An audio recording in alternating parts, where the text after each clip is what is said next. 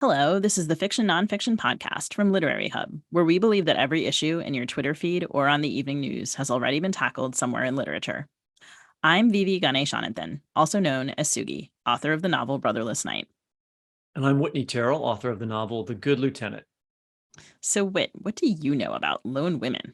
I know that that would probably be a question that would be better for you to answer than for me. Although I don't think of you as a lone woman. Do you think of yourself as a lone woman, or Sometimes, I don't I know? mean, What's the opposite of a lone woman? I couldn't um, think of an adjective there. I don't know. I don't know. That's a good question. But I think I do sometimes feel like a lone woman. I suspect many women do. And I know that as a lone woman and as a person of color, as a woman of color, I would be very wary about traveling all alone up and down the coast and across the country on boats and trains, especially back in the early 1900s. Is this some kind of experiential vacation that you've got planned that I don't know about? You already went to AWP, so wasn't that hard enough? It's true that my upcoming travel is pretty much all via historical fiction. I do love a travel narrative and I do love historical fiction, and I'm always excited to read stories of women, especially women of color who choose to make it on their own. So I'm thrilled to talk to our guest today. Victor LaValle's new novel, Lone Women, is about a Black woman who strikes out on her own in 1915. And at the beginning of her journey, she's got barely anything with her, just a steamer trunk and a lot of determination. Yeah, just a steamer trunk. That's all. We'll get to that steamer trunk in a minute, but first, a little more about our guest. Victor is the author of 5 novels, 2 novellas, and a collection of short stories. He has written 2 graphic novel series as well. His novels have been included in Best of the Year lists by the New York Times Book Review, the Los Angeles Times, the Washington Post, Chicago Tribune, The Nation, and Publishers Weekly, among others. He has been the recipient of a Guggenheim Fellowship, an American Book Award, the Shirley Jackson Award, the World Fantasy Award, and the Key to Southeast Queens, among many other wonderful honors. He lives in the Bronx with his wife, the writer Emily Rabateau, and their kids. He teaches creative writing at Columbia University. Victor, welcome back to the show. It's real good to be back. It's great to have you with us again. And for our listeners who might not remember, you were first with us on the Halloween episode in 2019, one of my all-time favorites as a person who loves horror, but also like just sometimes can't bring myself to listen to it. Your work, I can't stop myself. And at the beginning of Lone Women, we see a young Black woman, Adelaide Henry, and she's dousing her home with gasoline. And then she makes her way to her already dead parents' bedroom and she pours gas on their bodies as well. I mean, so right off the bat, we're presented with this huge question because there's kind of a gap between Adelaide's character and interiority and consciousness and what we might assume given the circumstances that she is responsible for. There's something, the novel poses us with a question of like how this will be reconciled. So I wonder if you could talk a little bit about finding your way to that pretty horrifying, gripping opening and figuring out what you did and didn't want to reveal. Yeah, for sure. So that opening was actually the first thing I thought of. Most of the times, most of the other things I've written, the beginning is the last thing I think of, mostly just because I have to tell myself the whole story so that I can go back and figure out, oh, this is where the story should begin, the most interesting start, that kind of thing. But this one came to me and originally, it was just her standing at the foot of her parents' bed. They were both dead and had been sort of torn limb from limb. And I was sort of like, oh, that's interesting. And I'd been reading all these books about lone women homesteaders. So she was in period gear, right? It wasn't a modern day scene. And I just started saying like, okay, well, what's she going to do if her parents are dead? You know, she could stay in the house with the corpses. That feels too horror movie-ish in a way that I've seen before, kind of thing. And then I said, well, what if she's kind of trying to escape? What if she's trying to flee? And I said, okay, well, what's she going to do with the evidence? And I said, I guess she's got to burn it. That was the sort of like beginning of the questions for me, even before the steamer trunk, even before I knew where things were going to go from there. It was that. It's interesting the way that, I mean, this is how fiction works, is that a lot of imagination, people are like, is it inspiration? A lot of the imagination is just answering questions, that are Yes, sort of for sure. posed by the position that your characters are in, and that leads to plot. Anyway, after this start that we were just describing, Adelaide goes to Montana by way of boat and various other conveyances. She's carrying this locked steamer trunk that we've already mentioned with her, very heavy, hard to move around. And makes her nervous and makes the reader nervous, I would say. We find out, we're not going to spoilerize what's in the steamer trunk, but Yeah. you did say in the earlier interview that we did with you, you said the great thing that horror can do is make use of a device like a monster, say, in order to make the reader understand how a thing feels, which is not always the same as explaining what actually happened. So that trunk is kind of a device like that, like it's literal and metaphorical baggage that she's carrying with her. Could you talk about that part of the story and developing that idea? Yeah, I mean, in a way, like exactly your point there. There was a part of me at a certain point that said, like, is this too on the nose? Like, it's literally baggage, it's figuratively baggage, everything. But, one of the things I'm learning as I write more and more is to stop overthinking a thing, and maybe not just writing it, like as a human. Sometimes I was like, that's the idea. Just go with that idea and let's just make the most fun with it. And that the fun then became, well, what's in that trunk, right? And as you say, we're not revealing too much, but I think it's fair to say that something very surprising and strange is. But did you know right away what was in the trunk, or did you have to go through a discovery process as a writer to figure out what was in the trunk? Well, so the thing is, like, I knew what was in the trunk all along, but I didn't know. But in a way, I guess I would say, like, I knew the first level of what it was. Mm-hmm. Like, if you were going to sort of like touch it with your hands, with your eyes closed, I knew that, but I didn't know on the deeper level what it was. So within the book, there's almost like 2 levels of reveal, at least, for what was in the trunk. And I didn't have any idea of what the second level of reveal was going to be right away. That was the thing that was sort of part of the discovery. Both when like the original version of this was a long story that I had in an anthology that came out more than 10 years ago now, called Long Hidden. And it was like speculative fiction taking place at periods of time in the past. And in that one, it's a very sort of, it's like that first third or so of the novel, although still very sort of sketchy, right? Like I filled things out a lot more. The whole farmhouse and all that stuff was there, was not there rather. It was more like in my head, and it was just what was sending her running. But I knew there was something there, but what it really deeply was and what it really meant took a couple of years to figure out. Well, I mean, when you move something from short story to a novel, you're going to have novels are about modulation, right? You can't, you have to keep modulating the story, right? And so I thought that the modulation that happens at the end of the book was also very effective, which we're not going to tell people about. Right. I have to read it. Yeah, so many. I mean, I feel like this was, I learned a lot about, I feel like, reveals reading the book. I mean, sort of beyond the immersive pleasure of just finding out what happened. I think sometimes, especially when I teach beginning writers, I feel like they don't want their characters to have any problems because they're worried that they have to solve them. Right. And here, like watching reveal after reveal after reveal, and plot turns that were kind of endlessly satisfying. Whereas I feel like, so much of the time the struggle is to find a way to surprise while keeping it also logical. And so, the trunk is this great object. And another, a thing that the story does is kind of zoom in on the lock out of the trunk. Yes. And and so there's this kind of cinematic, how's the lock doing? Is the lock stable? Where's the key? And so Adelaide takes the trunk from California to Montana. She's going to be a homesteader. And you referred before to reading books about lone women homesteaders. I'm curious to get back to that in a second. But so in taking this journey, she goes from being part of an almost entirely Black community to a predominantly white one.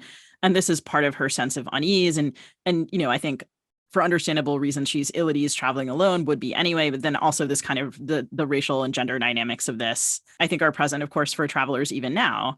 And you're from Queens, New York, nowhere near Montana. So I'm curious about how you started reading these lone women homesteader narratives, why you chose to set this novel in Big Sky Country, and what kind of research you did to capture the experiences of specifically Black women during this time period. Because there's not only Adelaide, there's Adelaide arrives in Montana. There's kind of rumors of other Black women, and eventually we meet some of them. Yes. Well, so this whole book began with I don't know if you all do this, but if I would, if I, this is pre-COVID, I guess, days, if I was going to do a reading somewhere, if I'm going to a place where I probably am never going to be again, what I try to do is buy a book of local history while I'm there, so that I might read about the place I'd been, because there's a decent chance I didn't experience it very much. You show up for the day, you do your reading, maybe you meet with students, and then the next day you're on a flight home. So you don't get to see the place. And so I was at the University of Montana doing like a visiting job. Maybe I was there for 2-3 days, if I can remember, but I was busy most of the time, so I really didn't get to see the town at all. So I went to the university bookstore at that point. Usually I try to go to a bookstore in town, but this time I was at the university, and they had a local history section. And as I was browsing through it, I came across this book called Montana Women Homesteaders, A Field of One's Own, by Dr. Sarah Carter. And that was like, number one, I just didn't know there were women homesteaders on their own. I think I had my picture of what homesteading was from popular entertainment, and it was John Wayne or Clint Eastwood. It was maybe it was a Little House on the Prairie kind of thing, but that even there's a white family. There are women, obviously, and daughters, but it's the dad's story. It's Pa's story kind of thing. So I just was fascinated by this, and I just picked it up just to read about it. And the more I read about it, the more I was just like, wow, these women just going out on their own to these places are really remarkable. There were married couples who went, there were whole families who went, but this was a very specific subset of women who specifically went alone. And I was just endlessly fascinated with them. And then I became that much more fascinated as my picture of Montana also became more racially and ethnically diverse, right? The first time there's a mention that there was a Black woman homesteader out there. Then when I found out there was Chinese population in Montana to a much greater degree than there is now, that there were Japanese homesteaders, not homesteaders, but Japanese store owners and things like that. People who came not just for the railroad, that was certainly one of the things that brought people out there, but people who were also coming just to do the exact same thing, which was to try to make a life on this land where the original inhabitants had been either killed or sent away, right? The more I dove into this, the more absolutely amazed I was. But then I thought, like, as you said, like, I'm a kid from Queens. Maybe it's just that I don't know anything about all this. And it's common knowledge to everyone around here.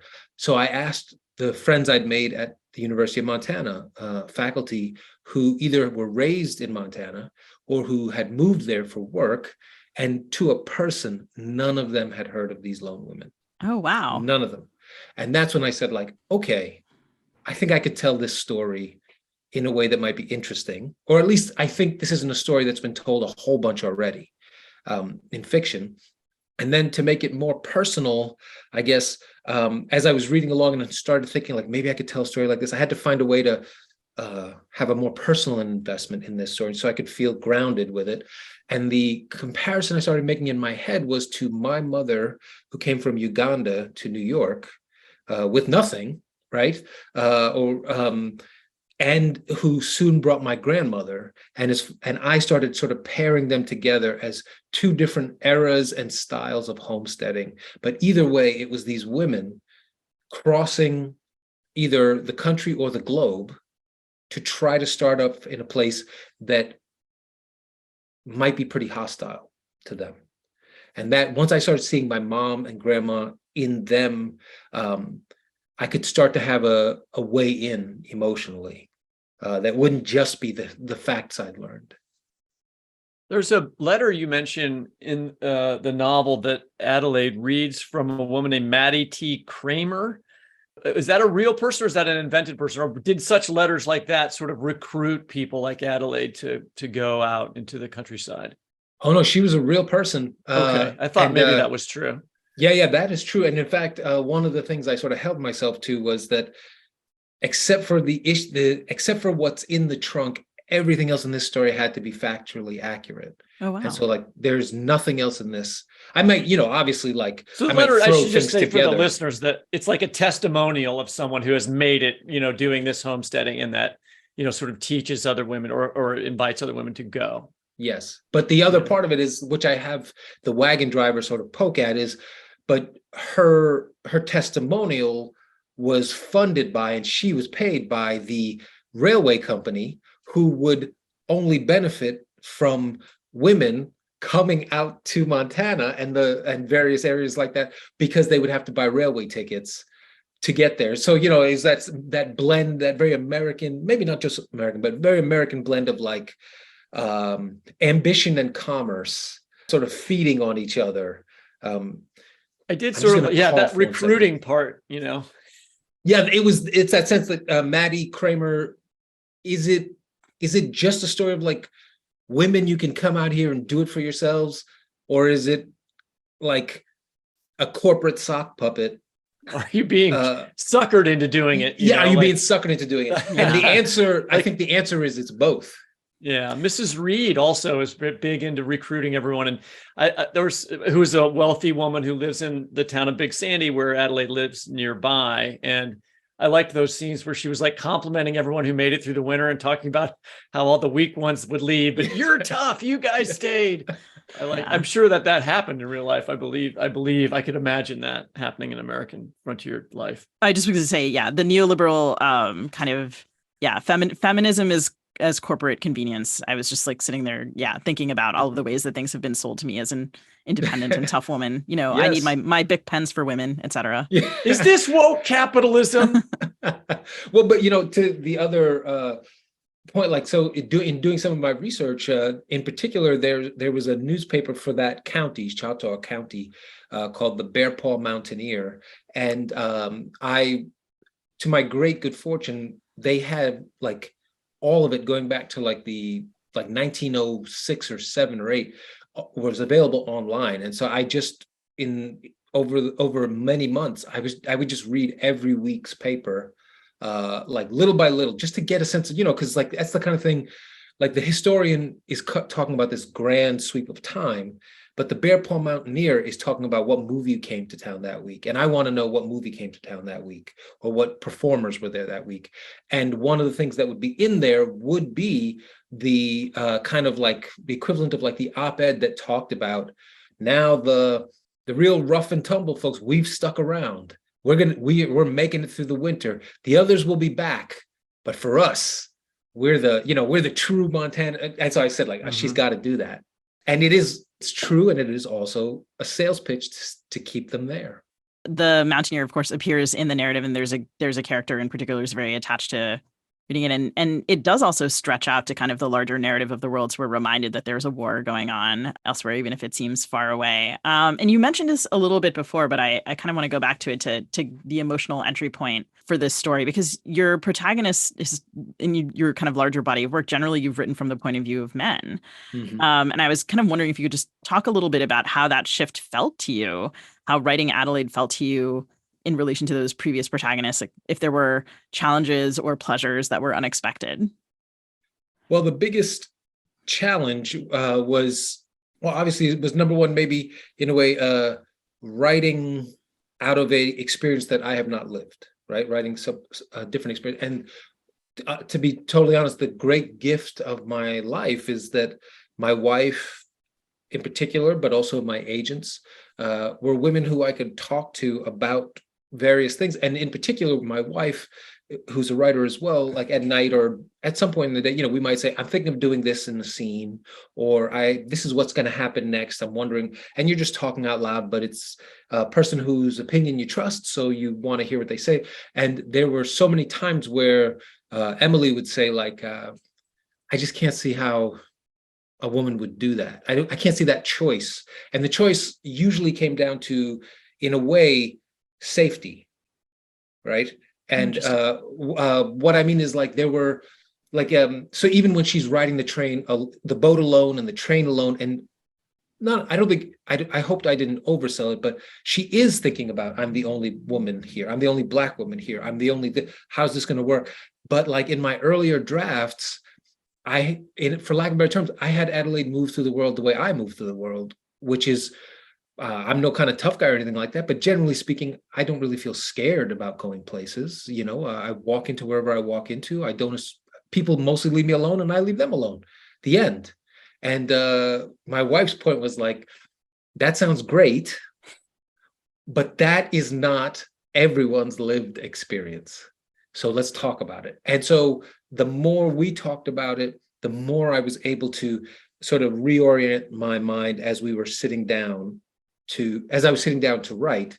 But the other thing I took from talking with my wife and also watching my wife was that while, let's say, the cost that I was trying to filter in was like a need for greater awareness about one's environment and threats within the environment, like if we're saying like as a woman's perspective versus my perspective. But the other side of it was the gift, the benefit I saw of her female friendships, right? And the way that is a thing that I don't really have access to. And that I'm more socially isolated than maybe most everyone, regardless of gender. I just don't really make that many friends. But no, I choose. This is a choice. It is an active choice. All right, for we'll sure. be your friend. Yeah, but I could see the way she was so nourished by. There's this friend who she sees and they go get breakfast together. Then there's a friend who's in Vermont, but they check in. And then there's the friend who's in Brooklyn and they get together. And I was like, okay, that's the other thing I need to capture, is the way that's how Adelaide is sort of, as much as she's in this place that feels very foreign, this is the gift of the place. There's other lone women, and those relationships are what's going to save her life. So that is in no way to suggest that like any of this is an either or, right? Like there's plenty of men who have large social groups. There's plenty of women who don't think about their safety, I'm sure, who don't think about their safety and all the rest in public settings. But for me, those were some of the two big shifts. And so it was kind of fun to go like, okay, this is not like the other books, for better or worse, were often just me placing myself into the characters and then having them go from there. In this case, it was like, no, I got to think different. And it was kind of a blast. It sounds like it really affected the plot and actually just kind of absolutely. I just think, you know what it is like, so my wife writes fiction and nonfiction, but with her fiction, I think there are so many moves that she takes for granted as like, this is how a story will grow and build, and it will be these things. And for me, those were new things. Some of them were new tools. And I was like, oh, I'm going to use those tools. And those tools only blossomed as like the other lone women came into her life and Miss Reed came into her life. And it was like a chance for me, a window into a whole other way to live. I think one of my favorite scenes is there's a part where a bunch of characters, Adelaide and her friends, who she's finding, some of her first friends, they go to a dance and she is in the room and she's very aware that she's the only Black woman. And I was just reminded of every moment, including like this past weekend, when I would walk into a room and be like, oh, yep, looking around, not seeing any other people of color. Okay, these people all seem nice, and also still hyper aware of that visibility. And so she's taking joy in their company. And then that, but her sense of being hyper visible, it's rendered really beautifully. And so like one of the ways that the novel generates suspense is through these questions of friendship and neighborliness. Like, right, she's a lone woman, and every time someone knocks on the door, Adelaide, oh shit, who's there? Is it a friend? Right. Do they have eggs? Do they have a gun? Are they coming to take your eggs? Like, what's the, there's so much suspense in that simple knock. And there are all of these other lone women. And on her way to Montana, she meets a family, the Mudges, who is this great Dickensian naming, a mother and her four sons who we understand that they're blind, and they have handkerchiefs tied around their heads. And so this is like our first impression of them. And she's like another lone woman with these four sons. And I'll avoid spoilers, but they play a significant role in the novel. And I'm curious to hear you talk about how those characters emerged for you. And when you think about writing about like that kind of neighborly suspense that I'm talking about, how does that contrast with writing about kind of like more classic horror monstrousness, which you've also done in your body of work? How do you think about disguise and transformation, and what has historically been like a somewhat problematic intersection of disability and horror? Yes. Well, I think, so to start at the most concrete, the Mudges themselves, I just based them on some neighbors that my mom and I really hated. Oh my God. We profoundly hated them. They lived next door to us. And they were, in my very biased opinion, vile human beings, awful human beings. And they were particularly hard on my mom. So it was young, we were obviously younger, but my mom and the Mrs. Mudge equivalent had a really terrible time. And then from my perspective, because I was maybe a younger person, not that young, 12, 13, the narrative that we had was like, and she got her children to, she kind of sicked her children on my mom in all these nasty little ways, right? More than likely, it's just that the kids were, she was having a hard time dealing with that many kids, and they were just not well behaved or well watched, right? But it became a foundational thing for us. Like when we would talk about like bad people, we would use the name of this family as like, oh yeah, they were like these people. They were Mudges. They had a different name, obviously. Sure. But it's close to Mudges because I wanted to stick it to them without getting sued. And so yeah, so that part of the menace and the loathing for them is just all me channeling that and trying to just exorcise it almost, right? But Sure. then the more I wrote them, the first thing that started to happen was I started to say like, well, they can't just be that, right? There has to be more to them than that if they're going to stick around. And I knew they were. And so then I had to start thinking of it exactly as I said a second ago about the real Mrs. Mudge. Was this one woman alone dealing with 4 sons, and not in a tenement in Queens, but in Montana in 1915. If they turned out to not be completely on the up and up in order to survive, I might need to kind of understand that. I might need to at least grasp why someone would have to go to the lengths you find out they go to within the story and before the story begins. So all of that was sort of the Mudges and pouring all that in, you know. And quite frankly, the other thing was like, I tried to, the question of the trunk and what's going on with the trunk, what's inside and all the rest, it was one mystery, but I knew that can't be all that is a threat out here or can create harm out here. I need some human beings who can be, who offer potential for harm. And so then that's when the Mudges sort of entered the story. And then as time went by, I said like, and I need other things that are also potential harms. I just need harm after harm after harm. Yes. And then throw Adelaide into the middle of that, because it's just that much harder for her. It's just that much worse. But also, I think if I had enough potential threats building up, I felt like that might, again, bring you closer to what it might feel like to make that much of a journey alone and really not know, who do I trust here? And can I trust anyone? And so I said, like, can't be one thing, can't be two. It's got to be like 3, 4, 5 different sort of avenues coming at her. I think that answered at least maybe half the question. Yeah, sorry, it was it's so much that I'm curious about. A sushi special question. It's like a sushi roll that also has fish on the outside and then several different things on the inside. I do enjoy those Yeah, rolls. those are good. I love yes. I love the questions and the rolls. So there is a phrase that, and speaking of the role that women have in society at this particular time, Adelaide's mother says to her, "A woman is a mule," and it's an adage that Adelaide keeps coming back to, that I think she resists, although also recognizes the truth of it in certain ways. And I wondered if you could read us a passage, sort of thinking about her and her physicality. Sure. So I'll dive right in. This is start at chapter 12. Dawn appeared suddenly, quick as snapped fingers. Had she slept? She couldn't say. Last night she heard her father, felt her mother's hair, and now she was awake.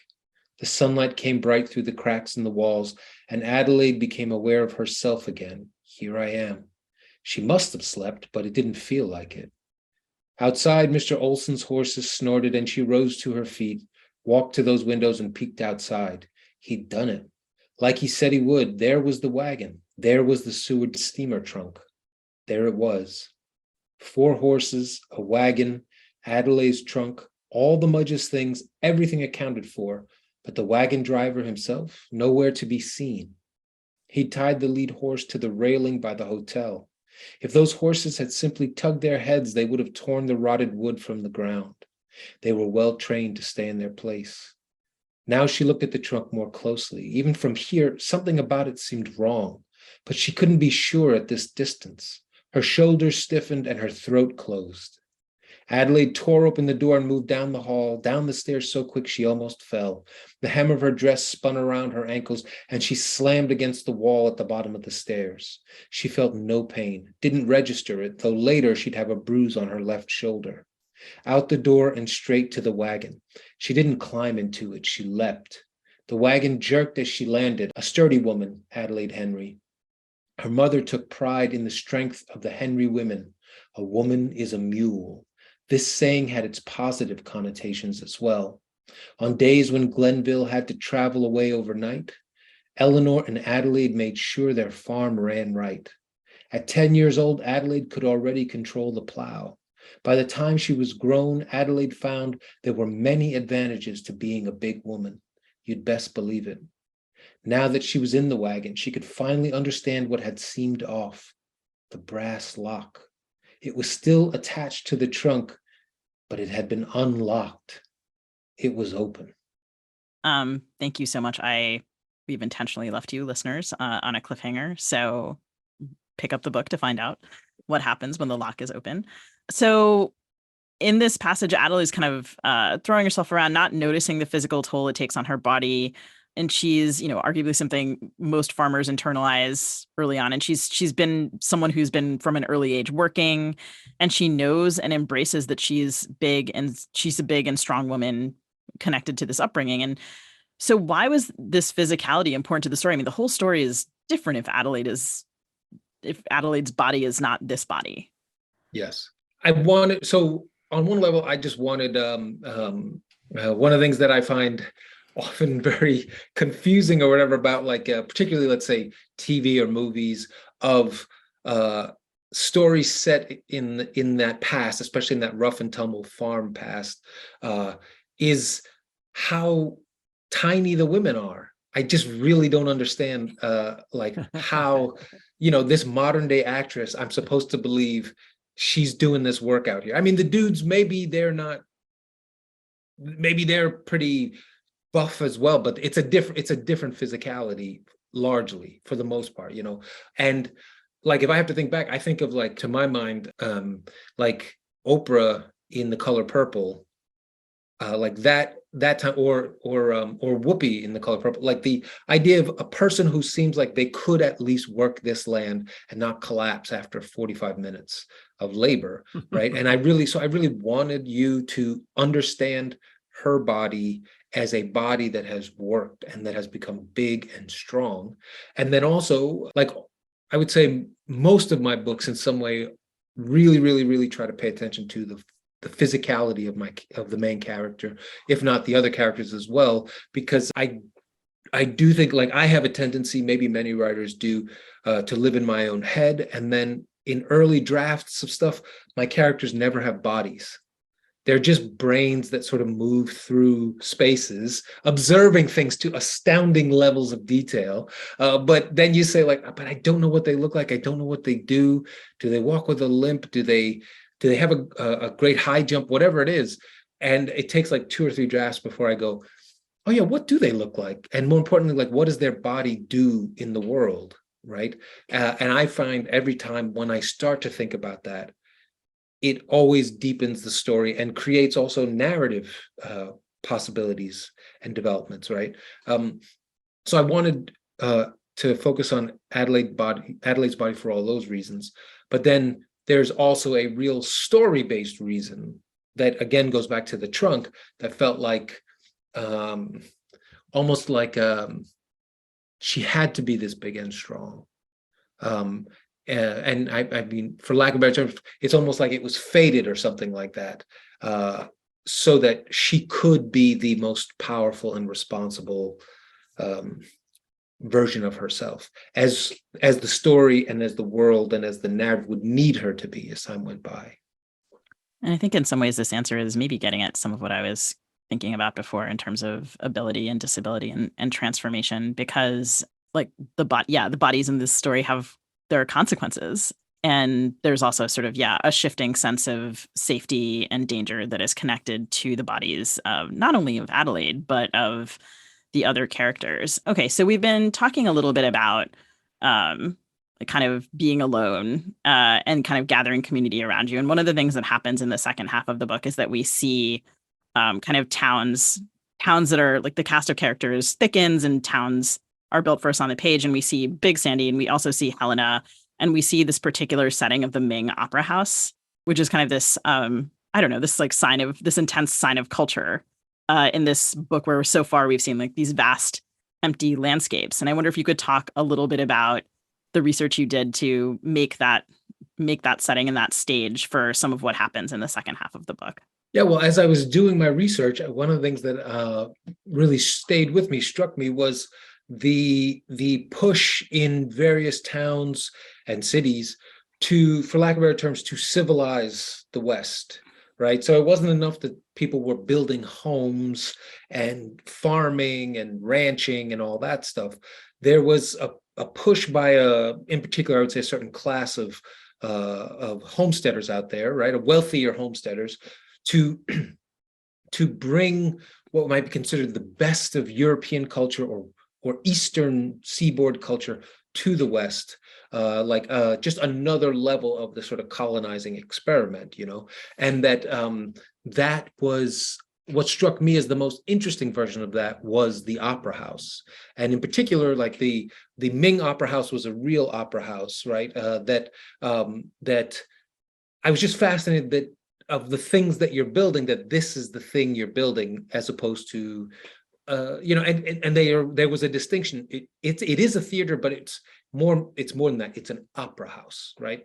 And the sense of opulence, the sense of European culture existing there, seemed in a way like I was trying to figure out, like, how do I best contrast, like, the lone women are living for the most part in these tiny cabins that could literally be blown over by a strong enough wind rather, one night.